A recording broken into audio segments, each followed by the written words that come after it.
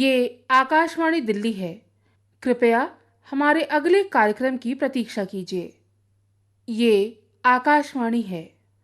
रूपकों के अखिल भारतीय कार्यक्रम में प्रस्तुत है G20 सम्मेलन और भारत की अध्यक्षता पर केंद्रित रूपक पृथ्वी एक, कुटुंब एक, भविष्य भी एक।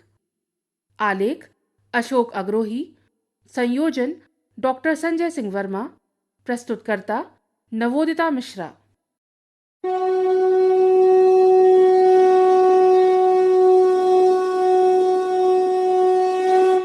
अयं निजः परो वेति गणना लघुचेतसाम् उदारचरितानां तु वसुधैव कुटुम्बकम् वसुधैव कुटुम्बकम्।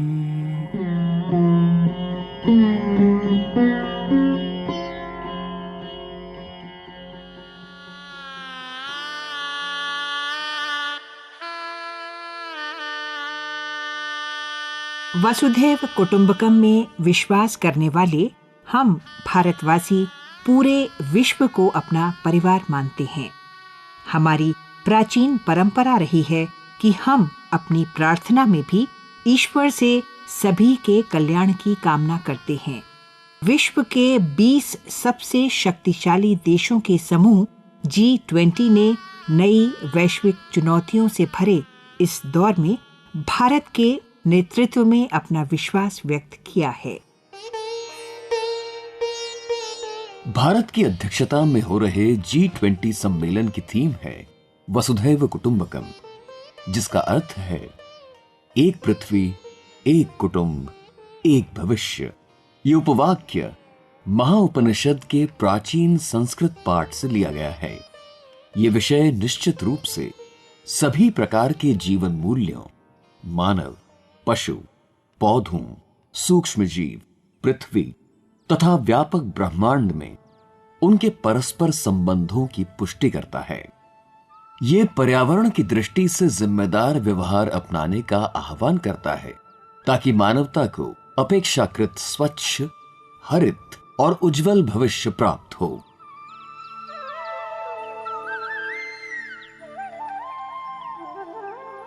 गत 1 दिसंबर से इस वर्ष 30 नवंबर तक भारत G20 समूह की अध्यक्षता कर रहा है। आजादी के अमृतकाल में ये हर देशवासी के लिए गर्व की बात है। इस शक्तिशाली समूह का नेतृत्व स्वीकार कर भारत ने एक बार फिर सिद्ध कर दिया है कि पूरी दुनिया को प्रगति की राह पर ले जाने के लिए वो कोई भी उत्तरदायित्व उठाने को तैयार है। गत वर्ष 8 नवंबर को G20 की अध्यक्षता के लोगो, थीम और वेबसाइट का अनावरण करते हुए माननीय प्रधानमंत्री ने भारत की विश्व बंधुत्व की भावना को कुछ यूं व्यक्त किया। G20 का ये लोगो केवल एक प्रतीक चिन्ह नहीं है, ये एक संदेश है, ये एक भावना है जो हमारी रगों में है। ये एक संकल्प है जो हमारी सोच में शामिल रहा है। इस लोगो में कमल का फूल, भारत की पौराणिक धरोहर, हमारी आस्था, हमारी बौद्धिकता, इन सबको एक साथ चित्रित कर रहा है। हमारे यहां अद्वैत का चिंतन जीव मात्र में एकत्व का दर्शन रहा है। ये दर्शन आज के वैश्विक द्वंद्वों और दुविधाओं के समाधान का माध्यम बने। इस लोगो और थीम के जरिए हमने ये संदेश दिया है। G20 की अध्यक्षता स्वीकारते हुए प्रधानमंत्री ने कहा था कि भारत एक पृथ्वी, एक परिवार, एक भविष्य के विषय से प्रेरित होकर एकता को बढ़ावा देने के लिए काम करेगा और आतंकवाद, जलवायु परिवर्तन तथा महामारी को सबसे बड़ी चुनौतियों के रूप में सूचीबद्ध करेगा। हालांकि G20 अंतर्राष्ट्रीय आर्थिक सहयोग का प्रमुख मंच है, हमारे माननीय प्रधानमंत्री इसे कुछ अलग दृष्टि से देखते हैं। भारत के लिए ये समिट केवल एक डिप्लोमेटिक मीटिंग नहीं है। भारत इसे अपने लिए एक नई जिम्मेदारी के रूप में देखता है। यह हमारी जिम्मेदारी है कि हम भारत की सोच और सामर्थ्य से, भारत की संस्कृति और समाज शक्ति से विश्व को परिचित कराएं। ये हमारा दायित्व है कि हम अपनी हजारों वर्ष पुरानी संस्कृति की बौद्धिकता और उसमें समाहित आधुनिकता से विश्व का ज्ञानवर्धन करें।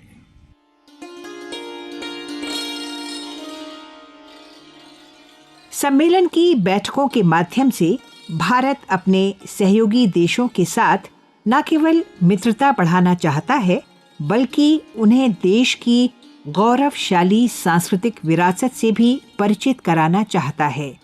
यही कारण है कि भारत में G20 की बैठकें देश के अलग अलग भागों में आयोजित की जा रही हैं। इसके परिणाम आशा के अनुरूप आ रहे हैं। ग्रुप ऑफ 20 यानी G20 शक्तिशाली देशों के अंतर्राष्ट्रीय आर्थिक सहयोग का एक प्रमुख मंच है। इसमें यूरोपीय संघ के अलावा 19 अन्य देश हैं। अर्जेंटीना, ऑस्ट्रेलिया, ब्राजील, कनाडा, चीन, France, Germany, Bharat, Indonesia, Italy, Japan, Korea, Mexico, रूस, सऊदी अरब, दक्षिण अफ्रीका, तुर्की, यूनाइटेड किंगडम और अमेरिका। हर बार की तरह G20 में भारत की अध्यक्षता भी ट्रॉइका द्वारा समर्थित है। इसमें पिछला, वर्तमान और भविष्य का अध्यक्ष शामिल होता है। इसका अर्थ ये हुआ कि भारत की अध्यक्षता के दौरान ट्रॉइका में भारत के अलावा इंडोनेशिया और ब्राजील भी शामिल हैं। G20 की बैठकों में सदस्य देशों के अलावा कई अंतर्राष्ट्रीय संगठनों को भी आमंत्रित किया जाता है। इस वर्ष भारत में होने वाली बैठकों में ISA, CDRI और ADB को अतिथि अंतर्राष्ट्रीय संगठनों के रूप में आमंत्रित किया गया है। अब जरा G20 के इतिहास पर मुड़कर एक नजर डालते हैं। G20 की स्थापना 1999 में एशिया में आए वित्तीय संकट के बाद की गई थी। पहले इसमें सदस्य देशों के वित्त मंत्री और केंद्रीय बैंकों के गवर्नर भाग लेते थे, किंतु 2007 में विश्व भर में आए आर्थिक संकट के बाद इसमें राष्ट्राध्यक्ष और शासनाध्यक्ष भाग लेने लगे। इसके बाद 2009 में ये अंतर्राष्ट्रीय आर्थिक सहयोग के लिए एक प्रमुख मंच बन गया। गुजरात केंद्रीय विश्वविद्यालय के स्कूल ऑफ इंटरनेशनल स्टडीज की असिस्टेंट प्रोफेसर डॉक्टर ईवा लोरेंग, अगर देखा जाए तो शुरुआती दौर में G20 विशेष रूप से सिर्फ और सिर्फ आर्थिक मुद्दों पर कार्य करता था, किंतु 2008 के बाद से देखें तो इसके कार्य करने का जो क्षेत्र है वह बढ़ गया है। इसमें कई राजनीतिक मुद्दे आए, इसमें क्लाइमेट चेंज जैसा मुद्दा भी जुड़ा। अपनी अध्यक्षता के तहत भारत ने इसमें मुद्दे जोड़े, जिसमें औरतों के मुद्दे, उनका सशक्तिकरण, भारत ने संस्कृति का मुद्दा उठाया और भारतीय संस्कृति को विशेष तौर से विश्व को उसके बारे बताने का एक अवसर पाया। इसके अतिरिक्त पर्यटन जैसे मुद्दे उठाए गए और आज के समय में पर्यटन को भी आपकी विदेश नीति से जोड़ा जा रहा है। इसके अतिरिक्त भारतीय अध्यक्षता के अंतर्गत ये भी बोला गया कि आपदा प्रबंधन जैसे मुद्दों पर भी अंतर्राष्ट्रीय स्तर पर हमें कोऑपरेशन करना बहुत जरूरी है। बोलिए सब मिल महाशय मंत्र वंदे मातरम, बोलिए सब मिल महाशय मंत्र वंदे मातरम। तीनों भुवन में गूंज जाए शब्द वंदे मातरम। बन जाए सुखदाई हमारा मंत्र वंदे मातरम। बन जाए सुखदाई हमारा मंत्र वंदे मातरम। हो हमारी पाठ पूजा मंत्र वंदे मातरम। हो हमारी पाठ पूजा मंत्र वंदे मातरम। G20 शिखर सम्मेलन जैसे वैश्विक महत्व के आयोजन को संपन्न कराने के लिए निसंदेह एक सुदृढ़ संस्थागत संरचना की आवश्यकता होती है। सुव्यवस्थित कार्यप्रणाली के सफल संचालन के इस उत्तरदायित्व को बखूबी निभा रहा है राजधानी दिल्ली में स्थापित G20 सचिवालय। भारत में G20 के शेरपा अमिताभ कांत। G20 का कोई परमानेंट सचिवालय नहीं होता है। ये G20 हर साल एक नए देश में जाती है और G20 बहुत महत्वपूर्ण मानी जाती है क्योंकि G20 जो राष्ट्र हैं वो दुनिया के GDP ग्लोबल डोमेस्टिक प्रोडक्ट का की 85% इन G20 देशों से आती है। ये करीब 80% जो वाणिज्य है पूरा वो G20 देशों से होता है, पर कोई परमानेंट सचिवालय नहीं है। तो जिस देश में ये जाती है वहां इसका सचिवालय चला जाता है और इसलिए भारत में जब आई ये G20 तो भारत ने एक सचिवालय ये बनाया और सुषमा स्वराज भवन में सचिवालय बनाया इसका, जहां इस सचिवालय में ऑफिसर्स भारत के कई मंत्रालयों से आके यहाँ काम कर रहे हैं और शेरपा की मदद कर रहे हैं क्योंकि G20 में कई डिविजन्स हैं। एक हमारा सब्सटेंटिव डिवीजन है, हमारा जो कि नेगोशिएट करता है, एक हमारा लॉजिस्टिक डिवीजन है, एक हमारा ब्रांडिंग डिवीजन है, एक हमारा सिक्योरिटी डिवीजन है। तो सब लोग मिलके काम यहाँ करते हैं और ये सुषमा स्वराज भवन से प्रवर्तन अपना करता है। ऐसे कई संपर्क समूह हैं जो G20 देशों के नागरिक समाजों, सांसदों, विचार मंचों, महिलाओं, युवाओं, श्रमिकों, व्यवसायों और शोधकर्ताओं को एक साथ लाते हैं। डॉक्टर ईवा लॉरेंग। जब हम देखते हैं आपके G20 के एंगेजमेंट ग्रुप को, तो एंगेजमेंट ग्रुप आपके वो समाज और अर्थव्यवस्था के अन्य हिस्सों का प्रतिनिधित्व करते हैं। तो G20 के केंद्रीय एजेंडा के लिए ये सुझाव भी देते हैं। इनकी खास बात यह है कि ये सरकारों से स्वतंत्र रूप से होकर कार्य करते हैं और समकालीन समय में G20 के मुख्य एंगेजमेंट ग्रुप में आते हैं, जैसे कि बिजनेस 20 जिसको हम B20 के नाम से जानते हैं। इसके अतिरिक्त हैं सिविल 20 जिसको संक्षिप्त में हम C20 कहते हैं। इसी प्रकार है यूथ 20 यानी कि Y20, लेबर 20 यानी कि L20, थिंक टैंक 20 यानी कि T20, विमेन 20 यानी कि W20, साइंस 20 यानी कि S20 और अर्बन 20 यानी कि U20। और आखिरकार अगर हम बात करें वर्किंग ग्रुप या कार्य समूह की, तो इसमें सदस्य राष्ट्रों से विशेषज्ञ शामिल होते हैं। उन्हें कृषि, पर्यावरण, बुनियादी ढांचा, भ्रष्टाचार विरोधी और अब हाल ही में संस्कृति और श्रम मुद्दों पर कार्य करने का काम सौंपा गया है।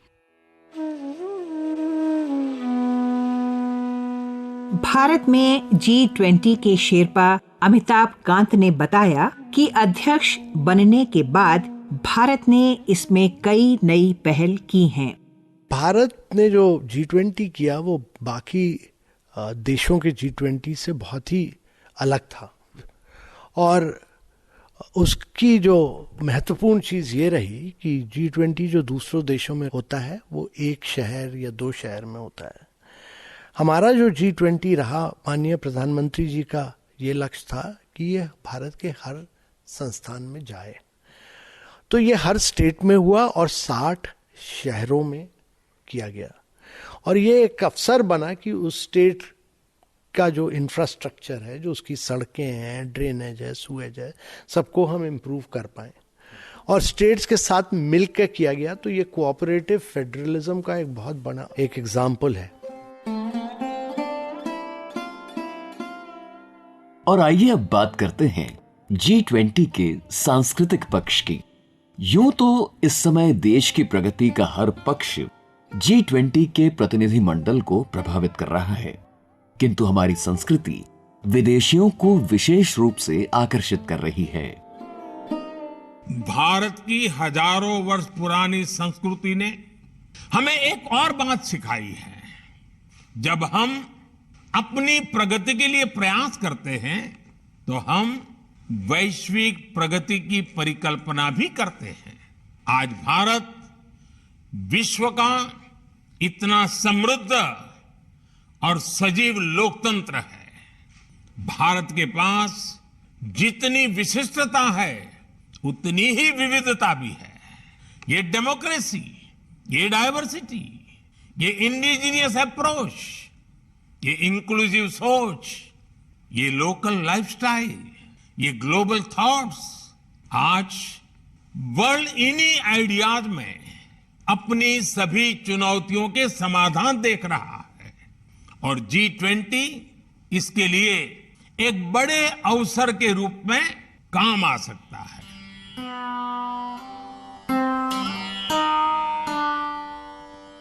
यहां आए विदेशी मेहमानों को विभिन्न धर्मों के दर्शन और आध्यात्मिक सोच ने बहुत प्रभावित किया है।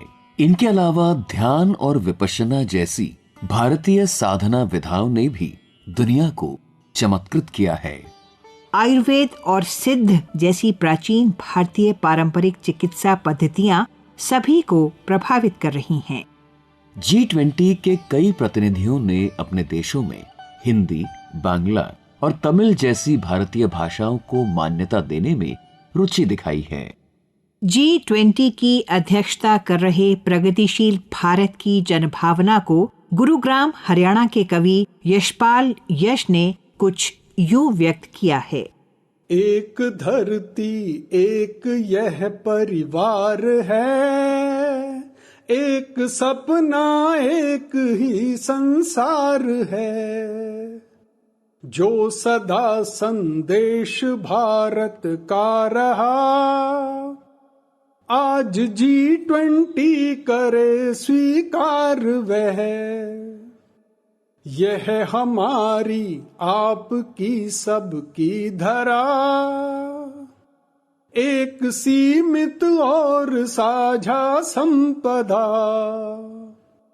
जब मिली ग्रुप की हमें अध्यक्षता,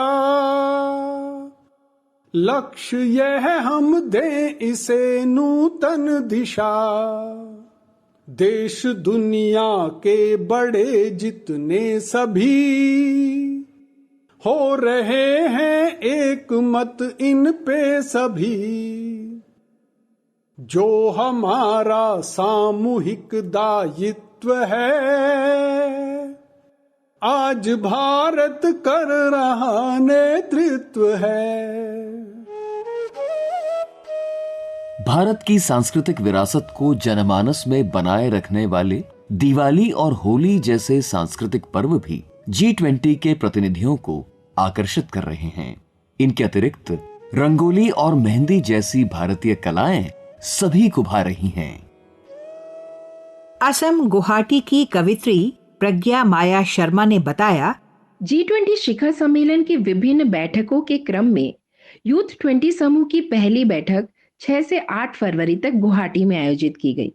प्रत्यक्षदर्शी होने से मुझे बहुत अच्छे से याद है कि किस तरह गुवाहाटी को संस्कृति की ओढ़नी उड़ाकर दुल्हन की तरह सजाया गया था, ताकि मेहमान देशों के सदस्यों को भारत की विभिन्नताओं से सजी समृद्ध संस्कृति में से एक असम की संस्कृति की झलक हर ओर दिखाई दे।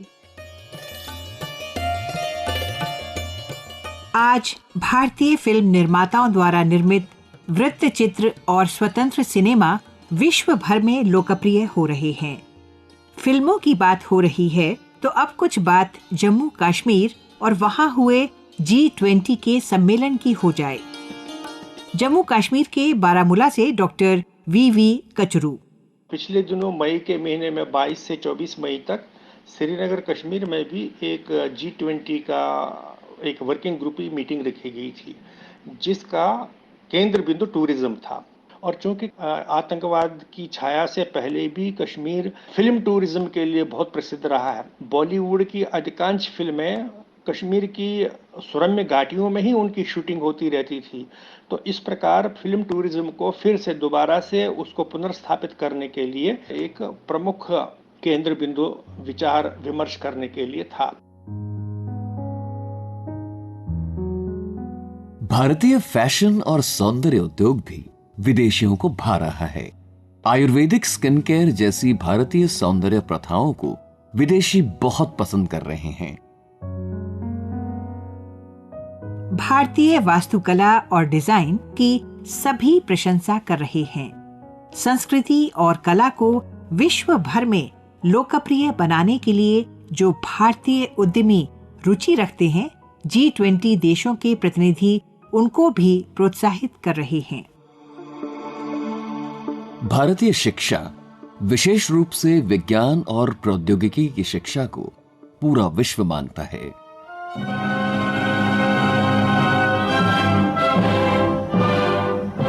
हाल ही में इसरो ने चंद्रयान 3 की चांद पर सॉफ्ट लैंडिंग करा के जो सफलता अर्जित की है, उसके आलोक में भारत चाहता है कि विज्ञान और प्रौद्योगिकी के बल पर अंतरिक्ष के क्षेत्र में होने वाली प्रगति में भारत के साथ पूरा विश्व साझेदार बने। अपनी प्राचीन परंपराओं से एक कदम आगे बढ़कर यदि हम ये कहें कि हमारे लिए केवल वसुधा ही नहीं बल्कि अंतरिक्ष भी एक परिवार है, तो कोई अतिशयोक्ति न होगी। आइए सुनते हैं हैदराबाद स्थित राष्ट्रीय सुदूर संवेदन केंद्र NRSC के निदेशक डॉक्टर प्रकाश चौहान को। G20 की जो स्पेस इकोनॉमिक लीडरशिप मीट हुई थी जिस बैंगलोर में, वहां पर ऐसा डिसीजन हुआ है कि स्पेस जो है, अंतरिक्ष जो है, वो सभी के लिए, और हम सभी को, जैसा कि G20 का मोटो है वासुदेव कुटुंबकम, अंतरिक्ष की हर जो टेक्नोलॉजी है उससे सभी मनुष्यों को, चाहे वो कहीं पर भी इस पृथ्वी पर रहते हो, लाभान्वित होना चाहिए और लाभान्वित होने का उनका अधिकार भी है। तो इसी बात को ध्यान में रखते हुए अंतरिक्ष के बहुत सारे विषय हैं, जैसे स्पेस डेब्रिस है, स्पेस में कोलिजन ना हो जाए उसके बारे में जानकारियां साझा करना, स्पेस की जो टेक्निक है उसके क्या एप्लीकेशंस हो सकते हैं एग्रीकल्चर के क्षेत्र में, सस्टेनेबल डेवलपमेंट के क्षेत्र में, क्लाइमेट चेंज के क्षेत्र में, और जो नए देश जो अंतरिक्ष के क्षेत्र में आगे आ रहे हैं उनकी कैपेसिटी को कैसे इसमें ज़्यादा जो अग्रणी देश हैं वो बढ़ा सकते हैं। इन विषयों पर चर्चा की गई और आपस में कोलैबोरेट करने पर बल दिया गया। विज्ञान, शिक्षा और संस्कृति के अलावा और भी बहुत से क्षेत्र हैं जिन्होंने G20 के प्रतिनिधियों का ध्यान आकर्षित किया है। खेलों की बात करें तो क्रिकेट के साथ साथ अब मलखंभ, कबड्डी और खो-खो जैसे पारंपरिक भारतीय खेल भी दुनिया को लुभा रहे हैं। भारत की मुंबई की लोकल ट्रेन और दिल्ली की मेट्रो ट्रेन इलेक्ट्रिक वाहन और सौर ऊर्जा से चलने वाले रिक्शा जैसे परिवहन साधन सभी के लिए अनुकरणीय बने हैं। भारत के सोशल मीडिया और डिजिटल सामग्री निर्माताओं ने भी G20 देशों के कई प्रतिनिधियों को आकर्षित किया है। इसी क्रम में देश भर में स्थित आकाशवाणी के विभिन्न केंद्र G20 की अध्यक्षता को अलग अलग कार्यक्रमों के माध्यम से मना रहे हैं। G20 की अध्यक्षता से आज सभी भारतीय गौरव का अनुभव कर रहे हैं। देश भर में ही नहीं बल्कि विदेशों में बसे भारतीय भी इस सम्मान को पाकर फूले नहीं समा रहे। जर्मनी के मेनहाइम शहर में मार्केट रिसर्चर के रूप में कार्यरत पूजा समीर रोहिल्ला का कहना है, जर्मनी में रहने वाले एक भारतीय के रूप में मैं समझती हूँ कि यह विदेश में रहने वाले सभी भारतीयों के लिए एक अत्यंत गौरव की बात है। भारत G20 एजेंडा का नेतृत्व एक ऐसे समय पे कर रहा है जब दुनिया कोविड-19 के बाद रिकवरी कर रही है, ग्लोबल इकोनॉमिक इंस्टेबिलिटी है, और दुनिया को खाद्य और ऊर्जा असुरक्षा जैसी चुनौतियों का सामना करना पड़ रहा है। जैसा कि हमारे माननीय प्रधानमंत्री जी ने कहा है कि इस समय पर इश्यूज को एक दूसरे से लड़कर नहीं बल्कि साथ चलकर हल किया जाना होगा। ब्रिटेन की एक कंपनी में merger and acquisition research analyst के रूप में कार्यरत अनन्या शर्मा मानती हैं, भारत में अनेक ऐसी योजनाएं प्रधानमंत्री श्री नरेंद्र मोदी जी के नेतृत्व में चल रही हैं जो G20 के उद्देश्य यानी सस्टेनेबल डेवलपमेंट एवं इंक्लूसिव ग्रोथ का अनुरूप है। भारत G20 अध्यक्षता की त्रिकोणीय समीक्षा में केंद्र है, जिससे यह एक अच्छा मौका बनता है कि हम ग्लोबल साउथ की आवाज बने और पश्चिम दुनिया के साथ मिलकर चलें। कनाडा में टोरंटो में बसे भारतीय कंप्यूटर वैज्ञानिक डॉक्टर राजवर्धन कौशिक मानते हैं, चुनौतियां ढेर सारी हैं। आज विश्व विभिन्न मोर्चों पर संघर्ष कर रहा है। महामारी, ग्लोबल वार्मिंग, जंगलों की आग, प्राकृतिक आपदाएं, युद्ध के साथ साथ साइबर युद्ध। क्लाइमेट क्लॉक टिक टिक करके चल रही है। हमें खुशी है कि भारत ने G20 की कमान ऐसे ही कठिन समय पर संभाली है।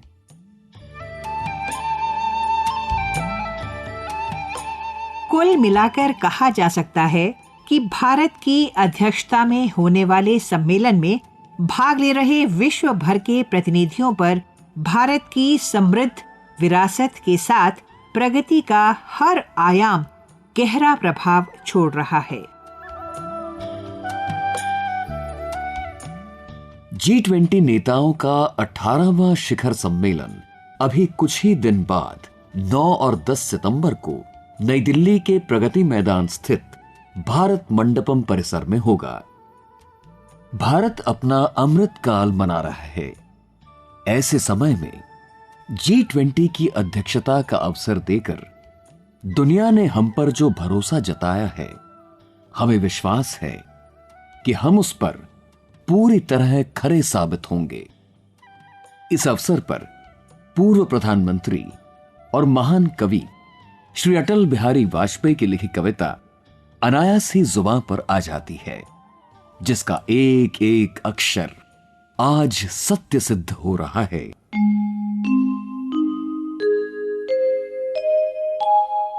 मैं अखिल विश्व का गुरु महान, देता विद्या का अमर दान। मैंने दिखलाया मुक्ति मार्ग, मैंने सिखलाया ब्रह्म ज्ञान। मेरे वेदों का ज्ञान अमर, मेरे वेदों की ज्योति प्रखर। मानव के मन का अंधकार क्या कभी सामने सका ठहर। मेरा स्वर नभ में घहर घहर, सागर के जल में छहर छहर। इस कोने से उस कोने तक कर सकता जगती सौरभमय। मैं अखिल विश्व का गुरु महान, देता विद्या का अमर दान।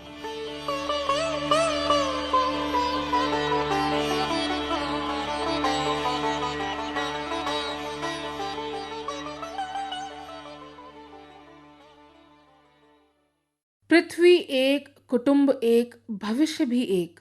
रूपकों के अखिल भारतीय कार्यक्रम में G20 सम्मेलन और भारत की अध्यक्षता पर केंद्रित ये रूपक अभी आपने सुना।